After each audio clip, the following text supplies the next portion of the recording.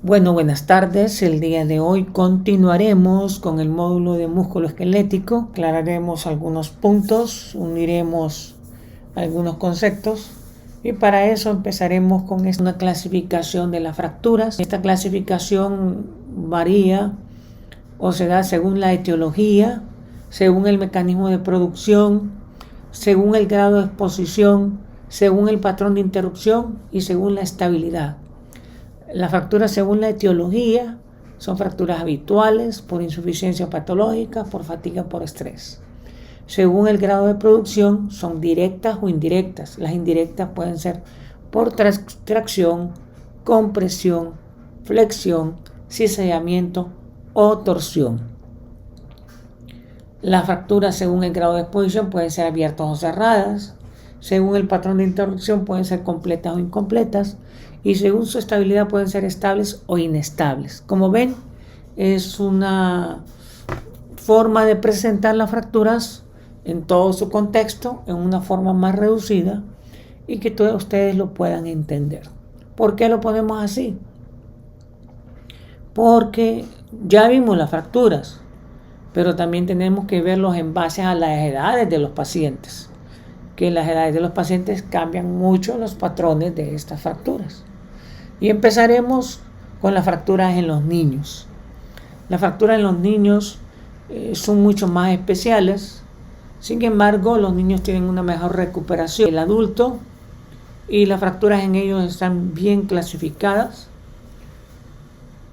Y son 4 tipos de fracturas. Empezaremos con la fractura de torus, que es un aplastamiento a nivel de un hueso largo o tubular sobre sí misma. Por ejemplo, la epífisis y la diáfisis se comprimen una contra la otra y se ensanchan en la parte de impacto, dando la forma de un rodete, o para que ustedes se puedan imaginar como que estén viendo un bambú en su parte más ensanchada, que le llaman el nudo o nudo, pues es el ensanchamiento de la fractura a nivel de un hueso largo. Ya lo vamos a ver en una imagen. Es una fractura estable que normalmente se angula por el impacto. Las angulaciones pueden oscilar en un grado máximo en un niño hasta 15 grados. Más de 15 grados es quirúrgica. Menos de 15 grados se remodelan adecuadamente. En el adulto el máximo es hasta de 5 grados. Más de 5 grados es quirúrgica porque no se va a remodelar. La segunda fractura es una fractura en tallo verde. Como su nombre lo dice, es cuando ustedes quieren desgajar un tallo de una rama. Solo se parte por un lado, el otro no lo pueden partir, se tiene que abrir más arriba. Entonces, solo se fractura un lado del tallo, el otro no. Así es lo mismo en el hueso, se fractura un lado, el otro no. Y queda en imagen en tallo verde, que lo vamos a ver en un ratito. Las otras 2 fracturas son fracturas del cartílago de crecimiento. Esta sí es problemática porque la fractura del cartílago de crecimiento produce alteración en el desarrollo normal del hueso, generando acortamiento de las extremidades. Y tiene que fijarse adecuadamente, manejarse adecuadamente, porque si no genera grandes acortamientos con limitaciones e imposibilidades a los pacientes. El otro tipo de fractura es la fractura metafisiaria. Esta fractura cruza por la porción superior y no afecta el cartílago de crecimiento, pero está por la región metafisiaria y provoca angulaciones. Aquí tenemos un ejemplo de una fractura metafisiaria. Aquí le llamamos fractura supracondilia. Miren cómo se desplazó el fragmento. Y esta es una cirugía de urgencia porque este desplazamiento comprime las fibras nerviosas y tendinosas y las puede lesionar permanentemente. Aquí tenemos una imagen de una fractura de torus. Aquí va, y este es el ensanchamiento. Este es el trazo de fractura. Este está el otro ensanchamiento. Esta es otra imagen con ensanchamiento. Esta es otra imagen con ensanchamiento. Aquí lo ven. Acá lo ven. Entonces, esta es la fractura de toros por impactación del mismo. La siguiente, que es una fractura en tallo verde. Aquí pueden ver el trazo de fractura. Esta cortical está abierta. Esta está íntegra, pero está encurvada. Entonces, por eso se llama en tallo verde. Algunos prefieren fracturar esta y enderezarla, otros no. Eso depende de la experiencia del cirujano. Lo importante es que esta angulación de aquí hacia acá no pase de 15 grados. Y esta es una reconstrucción tomográfica de una fractura del cartílago de crecimiento. Este es el cartílago de crecimiento, el que está aquí, está fracturado. Si queda grada, queda deformada y el crecimiento es anormal. Por eso hay que alinearla, poner un pin para fijarla, que se consolide y permita que este hueso o este tejido siga produciendo más hueso para formar el tamaño normal de la estructura a la edad predeterminada. Por eso es importante que ustedes tengan en cuenta eso. Aquí tenemos otras fracturas. Ya esto es un paciente adulto, ¿verdad? Es una fractura metafisaria, le llaman de Coles. También los niños la pueden presentar, una fractura de Coles, ¿verdad? Que son fracturas impactadas con angulaciones hacia adentro o hacia afuera, lo que hace una fractura de Coles o una fractura de Smith. Lo importante es que ustedes entiendan este tipo de fracturas. En los niños se pueden fracturar diferentes lugares del cuerpo, como ser el antebrazo y codo, el tobillo y la tibia, el húmero, la clavícula. Pero si existen fracturas en otro nivel o en otro lugar, hay que sospechar maltrato infantil. Por ejemplo, fracturas en cráneo, fracturas en costillas, fracturas en fémur, fracturas en cadera o en columna. Eso no es típico de las fracturas normales en los niños. En estos casos hay que considerar maltrato infantil.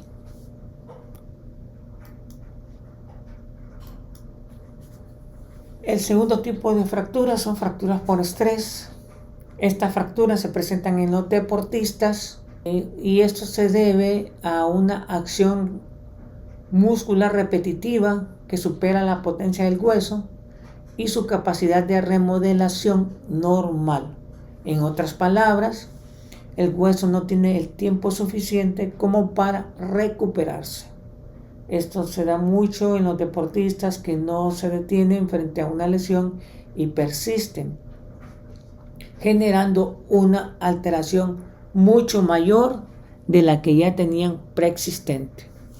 También estas fracturas de estrés se pueden dar en pacientes con sobrepeso. Por ejemplo, aquí tenemos un caso de una paciente adolescente femenina que ustedes miran unas líneas blancas a nivel de la tibia. Si le hiciéramos a la otra tibia también lo tendría.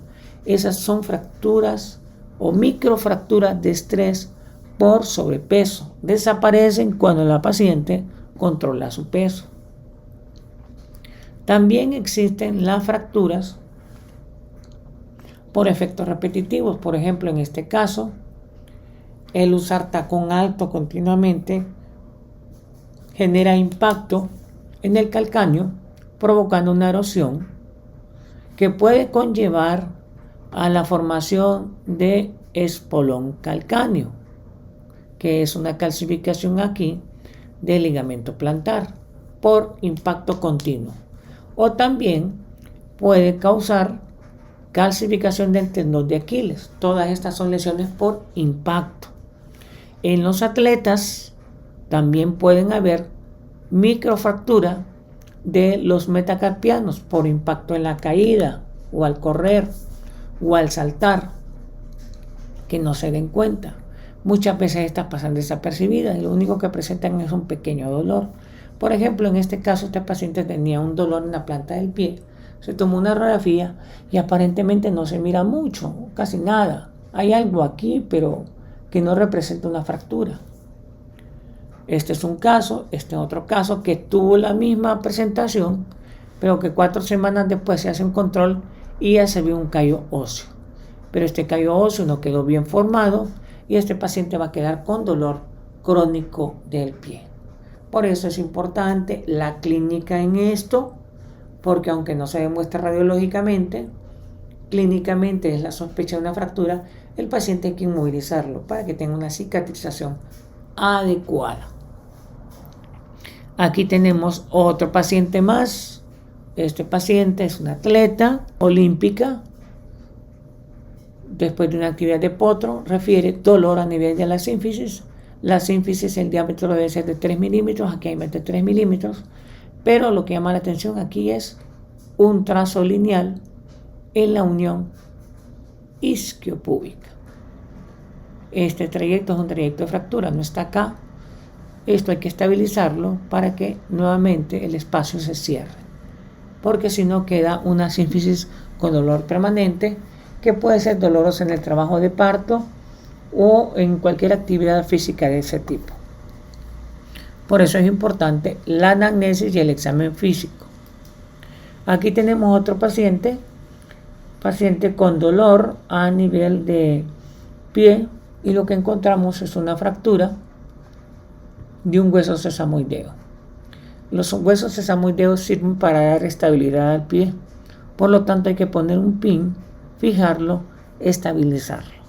No quitarlo, porque si lo quitamos generamos inestabilidad de esa persona, sino que fijarlo para ayudar a que se recupere en 2 o 3 semanas.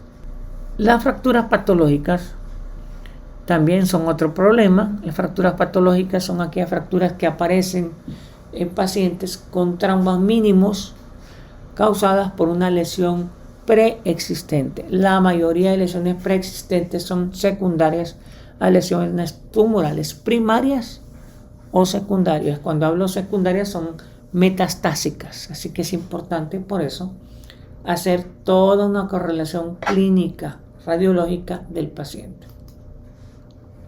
Aquí tenemos una fractura transversa donde previamente había una área oscura, que la estamos viendo aquí. Es una área radiolúcida dentro de un hueso. Una área radiolúcida tan intensa dentro de un hueso es una lesión patológica. Probablemente pudo haber sido un quiste o también una lesión metastásica, no lo sabemos. Ahí es donde hay que entrar a hacer un estudio histopatológico. El siguiente caso es un caso de un paciente joven, miren los núcleos de calcificación que están ahí, es de un paciente joven, y aquí hay una área radiolúcida con un inicio de trazado de fractura, que significa una lesión lítica. Si es una lesión lítica acá, hay que considerar qué tipo de tumor primario o metastásico me puede dar lesiones a este nivel. Y hay que ir a estudiar toda la arquitectura ósea en este paciente en particular. Las fracturas en los ancianos son fracturas por desgaste, por desmielinización. Son importantes algunas de ellas, algunas son más incapacitantes, son las que vamos a valorar en este momento. Y ocurren normalmente entre los 80 y 85 años de edad. Son ocasionadas por caídas en un 30%, y las estadísticas dicen que en unos 30 o 40 años se van a duplicar las lesiones de este tipo, porque la senilidad va en aumento en los pacientes en edades más jóvenes. Fracturas que se pueden presentar en pacientes añosos son las fracturas de cólex por intento de soportar los impactos en las caídas, son frecuentes en ellos. La mayoría de veces no son quirúrgicas por el grado de osteopenia, por la asociación de cardiopatías, diabetes, insuficiencia renal, artritis u otras enfermedades que no permiten un manejo adecuado del planteamiento quirúrgico. Por lo tanto, estos pacientes muchas veces se da un manejo conservador. No así las fracturas de cadera, que son extremadamente complicadas y que ameritan variedad de estilos quirúrgicos, dependiendo del lugar de la fractura. Las fracturas de la cadera pueden ser extracapsulares o intracapsulares. Extracapsulares es los que están fuera de la cápsula articular y los intracapsulares son los que comprometen la cabeza femoral, el cuello quirúrgico y los trocánteres. Aquí vamos a poner una imagen que describe un poquito más esto. Aquí están los extracapsulares y los extracapsulares se llaman transtrocantéricos o subtrocantéricos, o sea, transtrocantéricos entre un trocánter mayor y un menor. Toda fractura que va a este nivel se llama transtrocantérica y toda fractura que va por debajo de ella se llama subtrocantérica. Entonces las fracturas subtrocantéricas todas están fuera de la cápsula articular, porque la cápsula articular llega hasta acá. Ahora, todas las que están dentro de la cavidad articular se llaman fracturas de cabeza a cualquier nivel. Y en el cuello se subdivide en 3 tipos: subcapital, transcervical y basicervical. Y también las fracturas de acetábulo. Todas estas están dentro de la cavidad articular. Aquí un dibujo que especifica con mayor claridad dónde se encuentran este tipo de fracturas y el daño que pueden enfrentar a un paciente según el grado de la fractura. Estas fracturas se presentan en mayores de 75 años con mayor frecuencia.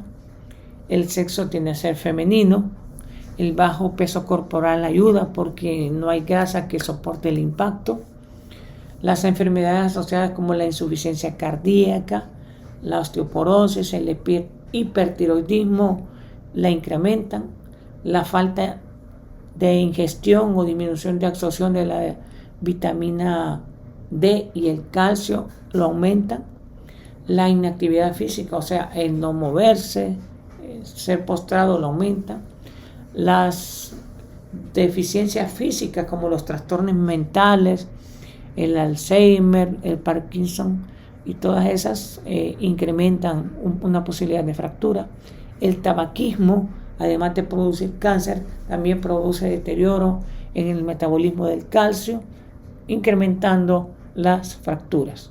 También tenemos otro tipo de fracturas, a estas le llamaremos fracturas especiales o complejas. Generalmente son causadas por actos violentos, golpes, roces, lesiones por arma de fuego o accidentes automovilísticos a alta velocidad. Estas fracturas son las fracturas de Lefort, y Lefort las clasificó en ciertos grados: grado 1, grado 2 y grado 3. Lefort 1 es aquella que está circunscrita al maxilar superior. Lefort 2 es aquella que afecta el maxilar y las bases de las órbitas y se extiende hacia los huesos propios de la nariz. La Lefort 3 es la que afecta directamente ambas órbitas, los cigomáticos y los huesos propios de la nariz. Estas pueden ser extensas, o sea, la fractura extenderse hacia la región temporal y a veces hasta la región occipital. Podrían ser fracturas como en tapa. Por eso son extremadamente complicadas. Aquí tenemos una imagen que representa cómo es el tipo de fractura y su extensión. Son fracturas complicadas y pueden dejar deformidades.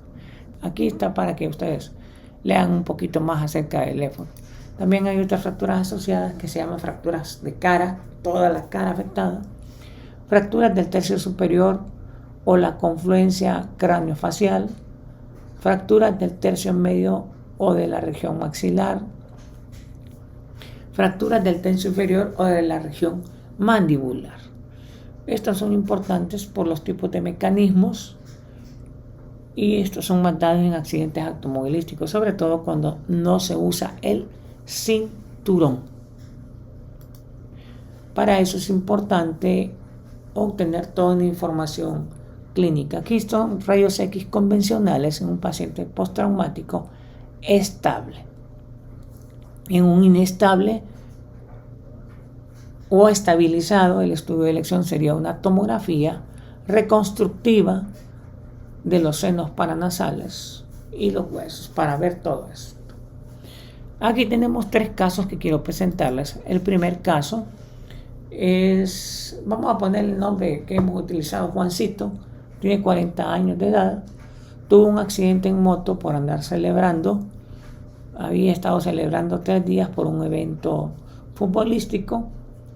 El día de su trabajo todavía iba con los efectos del alcohol, iba en su moto, estaba lloviendo, se barrió en su moto y salió expulsado de la misma.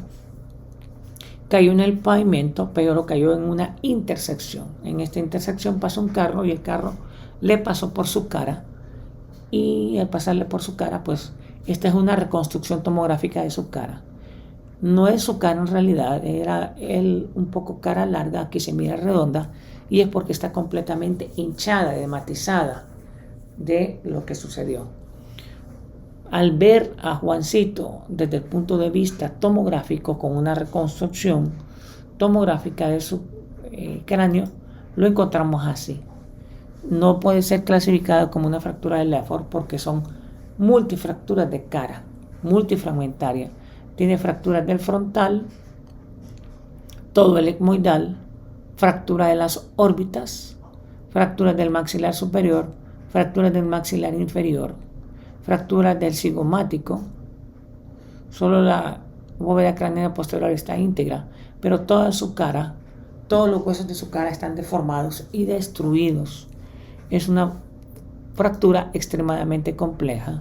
Amerita alrededor de unas 15 a 16 cirugías para su estabilidad, manejo múltiple por oftalmólogos, neurocirujanos, maxilofaciales, radiólogos, anestesiólogos, cirujano plástico, gastroenterólogos, otorrinolaringólogos y hasta psiquiatras.